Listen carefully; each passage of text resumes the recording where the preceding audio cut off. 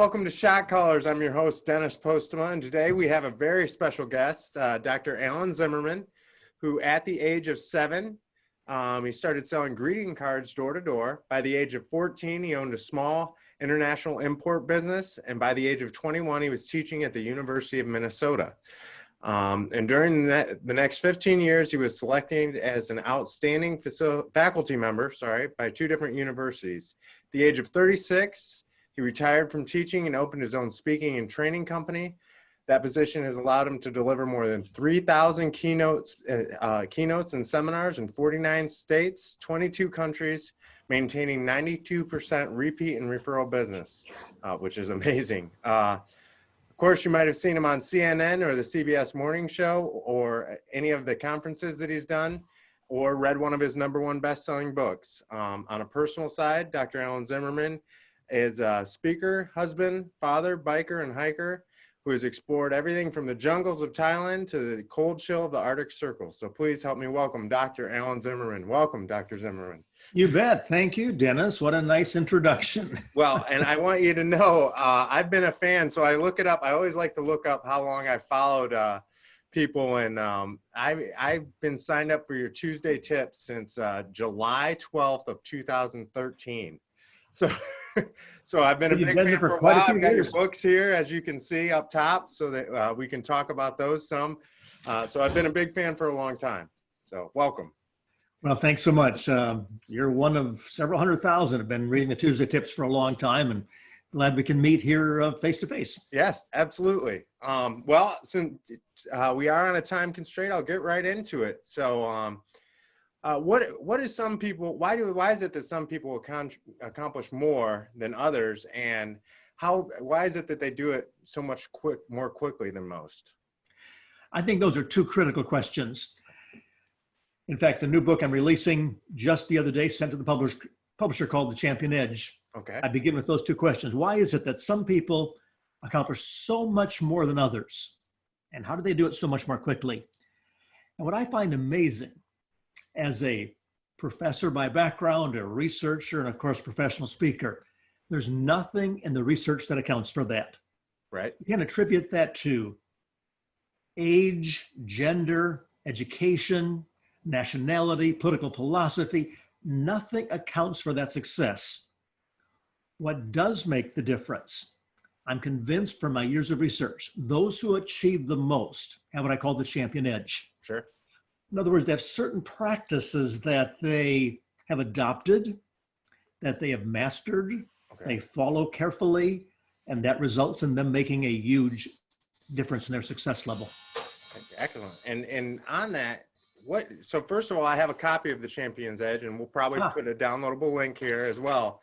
And when does that book come out? Just really quick. It'll be coming out in February. Okay, February. All right. We'll definitely make sure we post something on that. So can you go into explaining what the Champion's Edge actually is and how do people get it? You saw the diagram there, everybody. Basically, it has 6 practices. The first one is about confidence, steadfast confidence, that people can spend years building up a tremendous self-esteem, self-confidence, and some jerk can rip it apart in 20 minutes. Right. How do you keep it strong all the time, despite difficulties, circumstances, or other people? And we know it's critical because you perform exactly as you see yourself. You see yourself as so-so, a loser, going nowhere, that's where you'll be stuck. You cannot outperform your own self-confidence level. That's the first one. Okay. Now on the confidence, what do you suggest for people to not allow, because it's so much easier said than done when I talk to people when they get something, what did you say on your one video? You could get told however many times that you're doing great, but if somebody criticizes you, all of a sudden you just knock it completely down. What's your suggestion to that in a world where social media, we had it just the other day, one person, we get 600 people that love something and comment, and then you get one negative one. What do you tell people to keep that from happening? When that does happen to you, that should be a sign that your confidence needs some work. Okay. When I began my career as a professional speaker, same thing would happen. I'd have 100 folks in the audience, 99 saying, this is great. It's changing my perspective, my life. Thanks so much. It's wonderful. One person might write, waste of time, shouldn't have come.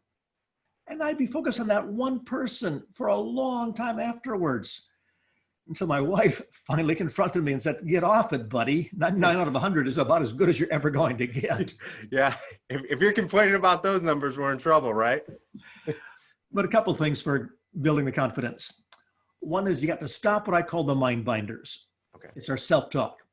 If you're saying things like, I'll never get ahead, I can't save money, I won't get that promotion, I can't stop smoking, I can't stick to a diet, I can't save money, that's exactly where you'll be stuck. You cannot rise above your own self-talk. So catch yourself thinking those things, saying them. And when you do, talk back to yourself and say, stop it, now just stop it. And by firmly, repetitively talking back to yourself, you can stop that kind of input.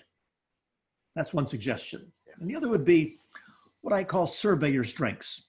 Okay. We've all got tremendous gifts, talents, abilities, some that are tapped into, some not even recognized. But I would strongly advise anybody to sit down and write down everything you're good at. And over the days, weeks, months, get 50, 100, 200 things you're good at.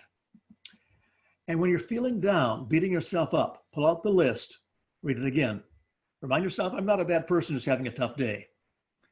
Be aware of your strengths. Yeah. And I love your positive self-talk and your positivity, your attitude, talking about positivity, because we do what we call a victory journal, and we write down the wins for the day. And again, that's one of the reasons I've been following you for so long, because it's such an inspiration. So self-talk, that's a huge part of of people, that what they need to work on, I should say.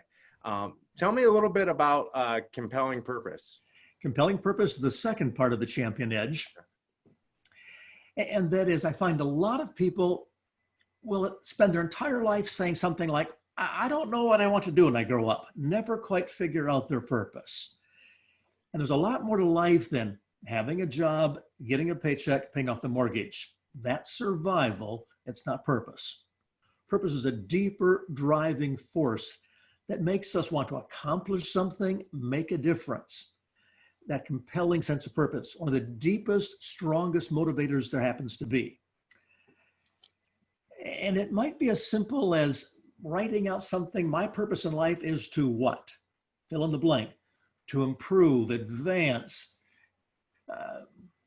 encourage other people to such and such. It almost has always a component of making a difference with people in the world, that you feel good about it. It's not just you, not just me, but what is the difference I'm making on a larger scope in my work, in my family, in my world? A compelling purpose. And I love, and just a quick question, not to interrupt on that, but on the payoff principle, is your new book, is it diving into the payoff principle a little bit more? Because we talk about the 3 Ps in there, that equal the payoff. I love it, by the way. Can we just touch on that and then talk about how that leads into the new book really quick? Absolutely. Give you a simple structure. The book you mentioned, the payoff principle, I have 3 chapters on just this topic, on purpose. And a simple way of visualizing it is look at a 3-legged stool. Okay. Each stool represents a different question. When you answer all 3 questions, you will find the top of the stool, which is your purpose.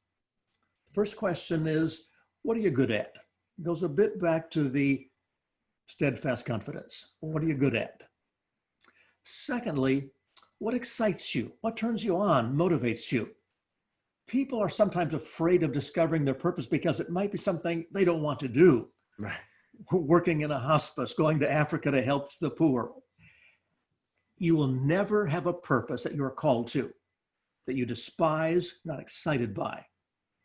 So what excites you? And thirdly, what difference do you want to make? Do you want to change perhaps the success of your children, the people that you're leading and organizing? When you know those 3 answers or those 3 questions, where they intersect, you get the top of the stool, the platform, or your purpose. Okay. That's Wow, that's strong. What do you say to people who are completely lost and trying to find that purpose? I know obviously they definitely should read the payoff principle, but a short synopsis of what they should do as far as that goes for somebody who's really lost on that. Actually, I'll make it simple. Anybody can email me. It's just alan@drzimmerman.com. And I'll send you a nice 10-page white paper with all the questions. You can fill in the blanks, and you end up with an actual written purpose statement. Oh, that's excellent. That's yeah, definitely. And I'll get that from you too. So It'll yeah, flesh out great. those 3 questions in great detail. Okay, excellent. Defined goals. Can you go ahead and tell us a little bit about that and how to use affirmations properly? Yeah. Define goals is the 3rd part of the champion edge. Okay. Unfortunately, there are a lot of people that don't have really any goals or very clear goals. They're somewhat vague. They're not defined. But without goals, you tend to wander and not achieve. Sure. You only got so much time, so much energy. You know where to focus that. What will make the biggest difference in your life, your world, your work? Define goals. And it has an awful lot to do with affirmations. Once you know what you want to achieve, maybe you want to be promoted in your company. Maybe you want to be in better physical shape. You want to improve your relationship with your spouse. Whatever you want, if you will put that into an affirmation statement. An affirmation is a statement of what you want to achieve said in the present tense. Instead of saying, I would like to be promoted in my company, say, I am enjoying my new position as the leader of Unit X. Instead of saying, I'd like to lose 20 pounds, say, I weigh a slim trim and fill in the blank, how many pounds. Instead of saying, I would like to improve my marriage, say, my marriage is getting stronger and stronger every day because I do such and such and such. In other words, state your goals in the present tense and keep stating them till they come true. One of 2 things will happen. You will either achieve the goals or you'll stop saying the affirmation. You cannot live in dissonance forever. Okay. And I have right here by my desk, my little 4x6 note cards. I write out affirmations every month. Some stay there for 1 month. I've achieved it. It's over with. Some I've had for 2-3 years. They're big, huge things. But figure out what you want. Write them in the present tense. Say them till you achieve them. That's excellent. And do you find that with people, how do you feel about writing down your goals and speaking them versus just, saying, oh, I've got some goals. Yeah. Nobody doing SMART goals or having any definition with it. Cause we do a lot of programming on this and talk to my coworkers and whatnot. I just wanted to hear your point of view on it compared to everything that's out there. I'm a strong proponent of written goals. It takes a little bit more time, which first of all is an act of commitment. If you're not even willing to take the time to write them down, you're not all that serious about them. Right. Secondly, once you write them down, it sends a message to your subconscious mind of all those things in the world out there, all the possibilities. These are the few I would like. And once you write them down, your mind starts to work on those things. Instead of having a vague focus on a million things, now you've got 5, 10 things you want to achieve. Absolutely, write them down. I say the same thing about affirmations. Put them on a card, look at them. You'll eventually have them memorized in a few days after repeating them over and over again. But it's a visual and physical reminder of what you want to achieve. I love that. And I couldn't agree more. I have a little card that I put together that has my affirmations / goals. And I have one in my car. I have one in my wallet. And I tell people, I said, laminate it, cut it up, get it on some cardstock. There's those days when you're wondering, why am I doing what I'm doing? Or what was my purpose? And those constant reminders, even if they're memorized, sometimes reading it out loud and just reminding yourself why is huge. And there will be days we all get down, depressed, negative, discouraged, and you don't feel like doing your affirmations. Sure. That's when you need to do them the most. Yeah, exactly. You simply cannot skip what the research tells us, saying them to yourself out loud or in your head at least 3 times a day, every day until they're achieved. Okay. If you're going to do them today and then skip a few days, try it again, skip a few days, then forget this part of the program. Yeah. You don't displace years of negative mind binders by a minute here and a minute there. Yeah. But 3 times a day is not a big deal. Yeah. It's getting up in the morning as you're showering, you say your affirmations 2, 3, 4 times each. That's one set. Yep. You get in the car, you drive to work. If you're still working, not virtually somewhere, Yep. same to yourself in the car a second time. 3 times a day, every day. The thing I love about that is what I always suggest to people is to put them in places like you said when you get up in the morning, have them on the mirror in the bathroom, have them. It's just like, you know, eating junk food versus healthy food. Whatever you've got in front of your face, it's a lot easier to do. And so, you know, I tell people make sure it's in those places so that when you're, like you said, when you're down or having a bad day, right there it is. Great analogy. I like it, Dennis. Yeah. So, yeah, I definitely appreciate that. And the thing about goals that I see is whenever somebody goes to write them down, I love that you mentioned commitment because we pass out our goal sheets and do programs on it almost every year. And so many people start, but it's amazing to see, like, if you have somebody pull out their goals and what they were supposed to doing, they started and then they stopped and they just never finished it. And it's, so I love that you mentioned commitment but you also mentioned too, if you're not committed enough to actually write it down, you know, how are you really going to achieve the goal? Another peg you can put on the commitment is, besides writing them down, which I strongly advocate, is tell somebody else what your goals are. The accountability. Yeah. All those programs, whether they call them 12-step programs or any self-improvement program, always has an accountability element. Yeah. If nobody knows you have a goal, it's all secret and private. If nobody knows it, nobody asks you about it. Right. Real easy to let that slide and never get accomplished. Yeah. If someone asks you every week or two, how's it going? I know you're working on such and such. What steps have you taken? Yeah. Chances are you will do something. Yeah. That's a great point, you know, having somebody calling you out. And as far as accountability, that's why coaching works so well. I mean, you know, is because they're telling you a lot of times what you already know, except you can lie to yourself. You can't lie to them. They're going to call you out on it. You're exactly right. I have several coaching clients where I meet with them on a weekly basis or a monthly basis. And it really is that sense of what are our goals? What do you want to work on this week? What are you going to do about it? And we check in the following week. Yeah. And whether I'm well respected or feared, I don't think that's the case, but they don't want to come back to me and say, I didn't do anything. Yeah. They want to report something positive they accomplished. There's something in there about disappointing others. You know, if for some reason we find that it's okay if we disappoint ourselves, but I don't want to disappoint my coach. And it's just amazing how that works. But the process does work. I'm a huge believer in that. So I can't, you know, I definitely think the process works. And it's just like an accountability for whatever you're doing, goals, anything. So I really appreciate that. So tell me a little bit about unwavering attitude. I want to hear your perspective on that because I know it's in the Champion's Edge here. Yeah, it's the fourth practice for the Champion Edge, unwavering attitude. And attitude is a force to be reckoned with. It's not just positive thinking and everything's wonderful. It's a sense of energy, a force. You can buy some wonderful car like a Maserati, a Rolls Royce, and spend $500,000, but it won't go an inch without gasoline or fuel. Right.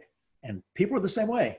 You can get all kinds of degrees, certifications, education, but they don't go anywhere to use that information without the fuel to push them forward. And that's that unwavering attitude. Wow. And I strongly suggest if you're not positive and filled with that enthusiasm most of the time, simple way to do that. It's called the act as if principle. I'm sure you know about it. Yes. Dr. William James, the father of American psychology, wrote this 100 years ago, and it's the center point of all psychology, even today. He said, if you want any quality in your personality, all you have to do is act as if you have it. You want to be more positive, enthusiastic, energetic, you act that way. And eventually you will feel that way and be that way. Yeah. And if you wait for your attitude to change, you will wait forever. It doesn't work that way. Doesn't just happen. Yeah. You can't just study it and then not do anything about it. Right. Exactly. How do you feel about when people, because I'm huge on positive attitude, positive thinking, and I think that's a lot of my accomplishments. They need that key ingredient. What do you say to people who are like, oh, you can't, it's just, you know, it's not just about positive thinking for success and all those things that, you hear some people knock it, and it's like, to me, that frustrates me because, again, I'm a huge at positive self-talk. There's so much negative self-talk out there. And so I guess tell me a little bit about how you answer that. When a person is cynical, they don't believe in positive thinking, and they'll often say things like, well, I'm just being realistic. Sure. It's interesting that those who say they're just being realistic are almost always negative. Right. Yeah, exactly. Right. Yeah. And the way I look at that is to think it just might work. We have, according to brain researchers, something like 50,000 thoughts and ideas a day going through our minds. Right. Just stands to reason. Many of our ideas are innovative, they're creative, they're blockbusters. What does a negative thinker tell themselves when they get a new idea? That'll never work. That'll never, yeah. They throw it away. And I would think some of those cynics would say, if anybody would just invent such and such, I bet they could become so successful. They thought, that would never work. They threw the idea away. And then 2 years later, opened up their Facebook, LinkedIn, whatever, saw somebody selling their product, making millions. Yep. Somebody doing it. Yep. In the sense, every positive thing in our world was created by somebody who thought it just might work. Absolutely. In that regard, the negative thinkers have never been right. Right. Yeah. Yeah. And you know what I love about that too is I always tell them, what you're doing now, do you feel like that's working? And usually you get the, a negative answer of, no, it's not working. Why don't you try it and just see what happens, where it leads you? Because what you're doing now isn't working. So why don't we try it this way? So. Well, that's Dr. Phil's comment, and he's right on target. How's that working for you? Yeah, exactly. Right. Yeah. How's that work? Yes, exactly. So talk to me about positive change and the strategy of leaving as far as your comfort zone and whatnot. Yeah. It's the fifth practice in the Champion Edge, what I call positive change. Okay. If you want more of anything in life, you want a better income, a higher position in the organization, a healthier body, a better relationship, whatever you want more of, always requires leaving your comfort zone. You can't do the same thing, same old way, and expect things to get better. Right. It's okay to rest in the comfort zone, but you really, if you want to achieve something, you got to learn to work outside that comfort zone, taking some constructive risks. And the unfortunate thing is, a comfort zone for a lot of people, as they get older, gets smaller and smaller. Right. No longer risking anything. Same jobs, same policies, same procedures, same friends, same hobbies, same routines, get smaller and smaller. What the winners do, the champions, they do what I call the risk of departure. They leave the comfort zone, try something different. Yeah. No matter what happens, guarantee some growth. Maybe your company's having a holiday party. Yeah. And you're all invited to come along with your significant other. What does a non-risk taker do? If they even go to the party, look over the whole group to see, who do I know real well? I'll sit by them. That'll be safe.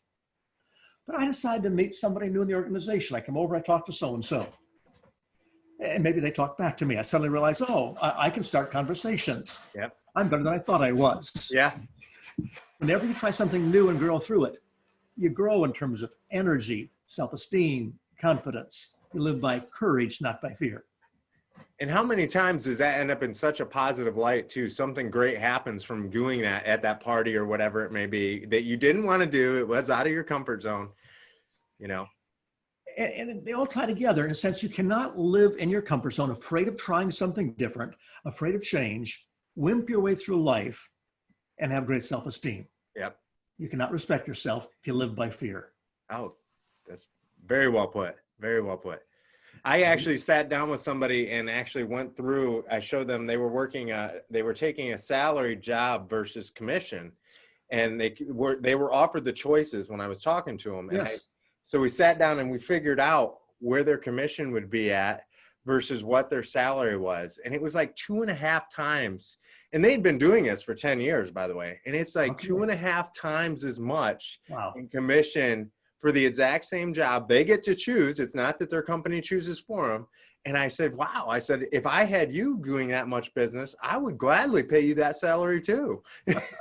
And they still didn't switch. They just could not step out of their comfort zone and switch to it. Yeah. Yeah. If you're stuck there, you lose self-respect, but you lose opportunity also. Yeah, absolutely. Yeah. Yeah. So that's, I love the comfort zone thing. I always have everybody, I always tell everybody, what are you doing this week? Start the week. What am I doing this week to step outside my comfort zone?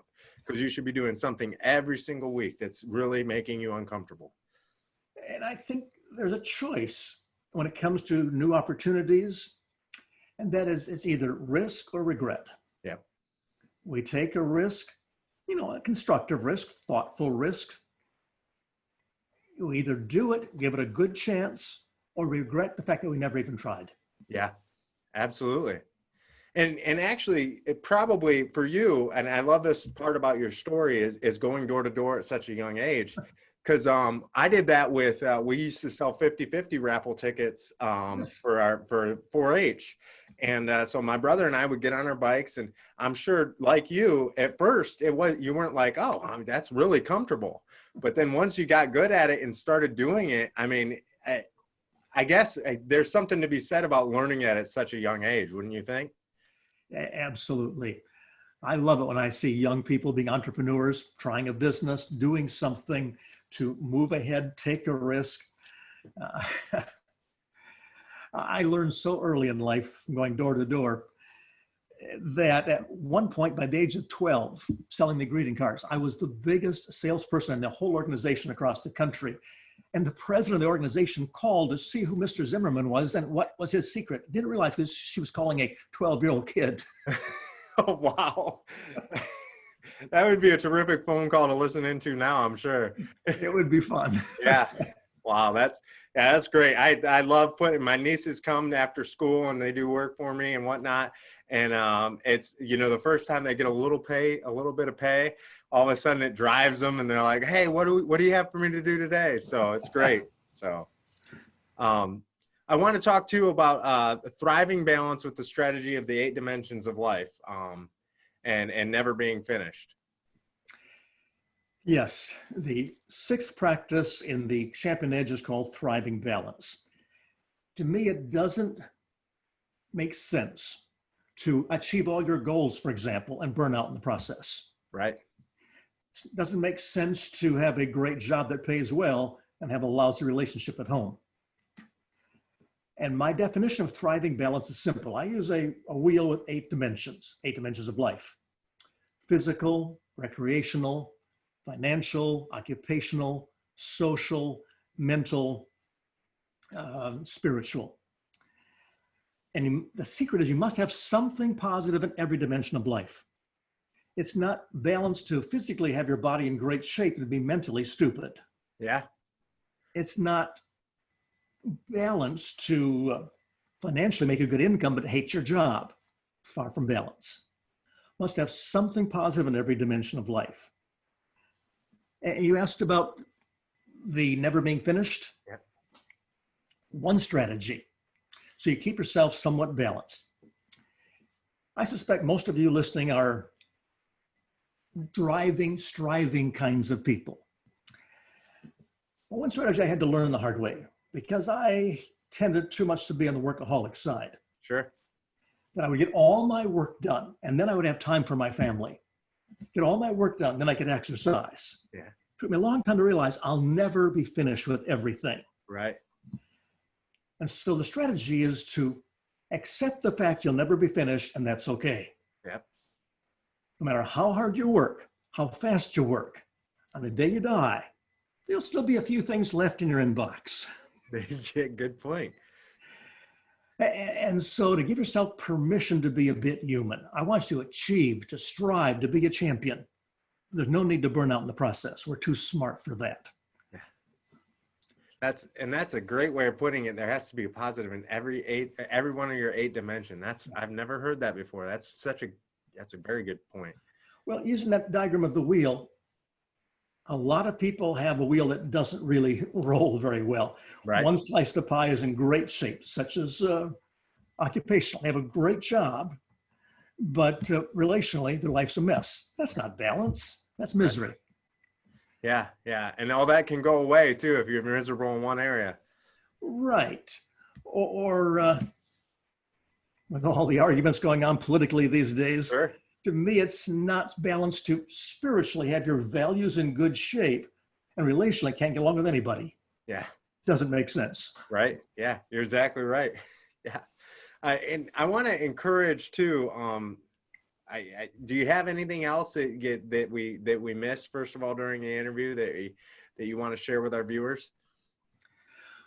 Well, I think people need to realize that we have tremendous amounts of untapped potential. People think they can't do better. They've been conditioned to think that way. We think when we lose that promotion, we get a setback in a relationship, well, it wasn't meant to be. No. We're conditioned to sometimes think we can't do better, and that's almost always false. Be careful putting limiting beliefs on yourself. You take the Olympics, for example. Almost all the gold medalists have tremendous stories of overcoming great difficulties. Nobody thought they could have been a winner, but they used these practices we're talking about today, end up at the top.